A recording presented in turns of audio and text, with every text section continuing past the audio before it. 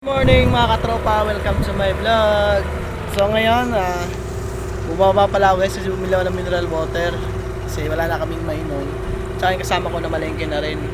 So, ako lang mag-isa ngayon. Ayun guys, ayun. Natid ko lang yung kasama ko, hindi ko na na-vlog kanina kasi nga nagmamadali ako. Tsaka ang hirap bumaba ng barko. So ngayon, sa barko namin. Napakahirap ng ganitong sitwasyon guys sa Kangkuray lang. Bibili kayo ng pagkain, bibili kayo ng mineral water at kung ano-ano pa. Kailangan mag-rescue boat. Ito yung gamit namin service namin dito. Pag 8:12 kasi na duty guys, ako yung nagda-drive nito. Ako nagda-drive nitong bote.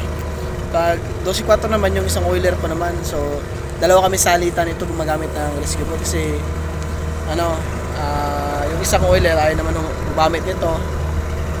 Nakakapagod daw, baba. Itong bibilin, bababa, ganito. Kuha ng oxygen, bibili ng mga welding rod at kung ano mga importante. So, ang mahirap nito, pag maalon, malakas yung alon, yun talaga yung mahirap, bababa. Pag kailangan na talaga bumili ng tubig, pagkain wala na talaga. So, no choice ka talaga. So, experience ko naman dito sa rescue boat, 3 beses lang man ako muntik malunod nito sa lakas ng alon, pagpas dito. Pero kahit pa paano, goods pa naman din. Buhay pa naman din. Rescue boat natin. Nakaspecial guys. So yan, pabalik ako ng barko ngayon. Yan.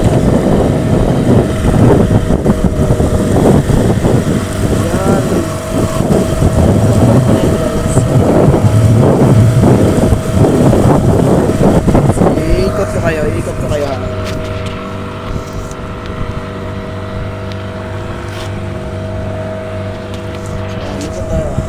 Makita dito tayo dadaan para makita nyo yung barko namin guys. Ano pala to siya guys, general cargo. So under repair to siya ngayon kasi galing kami ng dry dock. Tapos dito na namin kinontinue yung pagre-repair. So yan siya guys. So kita ba? Ayan.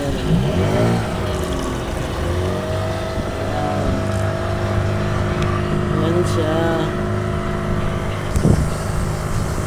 Ikot lang tayo, ikot. Kita ba mga guys? Oops.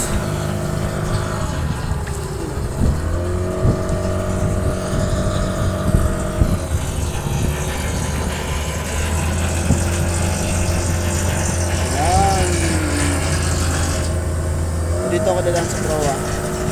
Ikot lang tayo para makita nyo guys. Makita nyo siya. Malapitan. So guys, ito yung barko namin, general cargo lang. Ikot ko kayo para makita nyo. Inikot ko na kayo ha. So that's all guys for vlog today. So kita-kita tayo next vlog. Maraming salamat. Please like and subscribe my YouTube channel, Simmons TV. So, babush.